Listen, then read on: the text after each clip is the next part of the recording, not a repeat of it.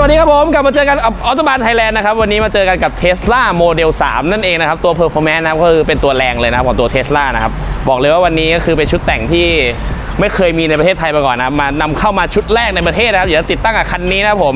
ชุดแต่งนี้นะครับคือ Robot Craftsman นะครับมีเขาเรียกว่ามี3รุ่นให้เลือกก็คือตัว Krypton นะครับแล้วก็ตัว Hacker เนี่ยมีให้เลือกย่อย2รุ่นก็คือตัว Narrow นะครับตัว Narrow เนี่ยมันจะคือเป็นตัวแบบว่าไม่ใช่ Wide Body ก็คือเป็นแบบนี้มีการชนหน้าหลังซ้ายขวามาอย่างนี้นะครับแล้วก็อีกตัวหนึ่งเป็นแฮกเกอร์แต่เป็น wide body เลยก็จะมีทั้งตัวซุ้มล้อด้านหน้าแล้วก็ซุ้มล้อด้านหลังมาด้วยนะครับแต่คันนี้เอาเป็น narrow พอแค่ narrow ก็หล่อมากๆแล้วนะครับเดี๋ยวไปดูกันว่ามันจะมีชิ้นไหนบ้างชิ้นที่คร่าวๆของเรานะก็จะมีการชนหน้านะครับอันนี้เขาเลือกเป็นแบบว่า half carbon นะครับ half carbon เนี่ยคือสามารถเลือกได้ว่าจะเป็นตัวกันชนอย่างเดียวเลยล้วนๆหรือว่าจะเป็น half carbon เนี่ยจะมีคาร์บอนตัดตรงนี้นะครับเป็นลิ้นหน้าแล้วก็มีช่องลมเป็นคาร์บอนมาเลยแล้วก็อันนี้นะครับเป็นขนาดด้านข้างอันนี้คือสั่งเพิ่มมานะครับให้มันดูดุมากขึ้นแล้วก็ส่วนสเกิร์ตข้างนะครับก็จะมีตัดนะครับฮับคาร์บอนด้านล่างเหมือนกันแล้วก็กันชนหลังนะครับด้านล่างจะเป็นดิฟชิ้นใหญ่มากแล้วคือเปลี่ยนทรงไปเลยคือคันนี้ใส่เข้าไปจะไม่เหมือนเทสลามาก่อนนี่จะเป็นแบบชุดแต่งที่แบบเท่มากๆสปอยเลอร์นะครับตัวนี้ก็จะเป็นตัว GT Sport Wing นะครับอันนี้ก็จะมีหลายเวอร์ชันเดี๋ยวไปดูในเว็บไซต์ได้นะครับว่าชอบทรงไหนส่วนตัวฝากระโปรงนะครับอันนี้เป็นเวอร์ชัน2มันจะมีเวอร์ชัน1ด้วยเป็นเขาเรียกว่าสกู๊ปเป็นช่องเดียวแต่อันนี้เป็น2ช่องคือเพิ่งออกใหม่ล่าสุดแล้วสั่งมาทันทีให้สำหรับลูกค้าคันนี้โดยเฉพาะนะครับโอเค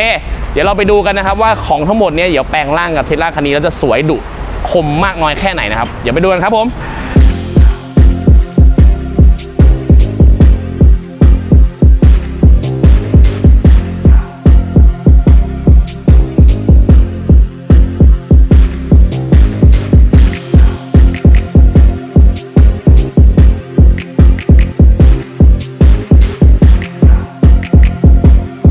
โอเคครับผมเสร็จเรียบร้อยนะครับสำหรับคันนี้ก็คือบอกว่าสุดประเทศจริงๆเพราะเป็นคันแรกของประเทศเลยนะครับที่ใส่ชุดแต่งนี้สำหรับ Tesla Model 3 นะครับผมคันนี้บอกเลยว่าใส่ชุดแต่งแฮกเกอร์ของเราเขาเรียกว่าเป็นตัว Narrow นะครับก็คือไม่ใช่ Wide Body นะครับก็จะมีตามที่เห็นเลยนะครับด้านหน้าเนี่ยมีตัดเป็นคาร์บอนมาอยู่แล้วแล้วคันนี้ก็คือเป็นแรปเป็นสีเทาแบบอ่อนๆด้วยก็คือตัดกันสุดยอดมากๆพร้อมฝากระโปรงนะครับฝากระโปรงเนี่ยเริ่มเป็นตัว V2 นะครับตัวพร้อมกับตัว GT Wing ด้านหลังด้วยแล้วก็สเกิร์ตข้างก็จะมาเป็นแบบนี้เลยมีสันขึ้นมาข้างๆนะครับก็คือคันนี้เขาเรียกว่าแต่งได้ดุแล้วก็โดนใจ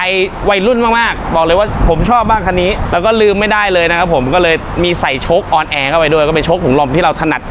สุดๆในตอนนี้นั่นเองโหลดลงมาตอนนี้เตี้ยลากดินกำลังดีเลยครับผมใครอยากที่จะหล่อๆก็ทำแบบนี้ได้เลยหรือจะปรับเป็นแบบว่าโหมดธรรมดาหรือจะแบบสูงก็ได้นะครับผมโอเคสำหรับใครที่สนใจนะครับในชุดแต่งตัว Robot Craftsman แบบนี้อยากเท่แบบไม่เหมือนใครแบบนี้นะครับก็ติดต่อเข้ามาช่องทางเดิมนะครับที่ Facebook Instagram นะครับ YouTube Channel ของเราก็ดูผลงานได้ที่ Autobahn เป็นบางไทยแลนด์นะครับหรือว่าจะสอบถามเกี่ยวกับราคาแล้วก็รายละเอียดต่างๆก็ Line แอดนะครับ @Autobahn นะครับผมโอเคฝากไว้ด้วยคันนี้เท่สุดๆครับผมสวัสดีครับ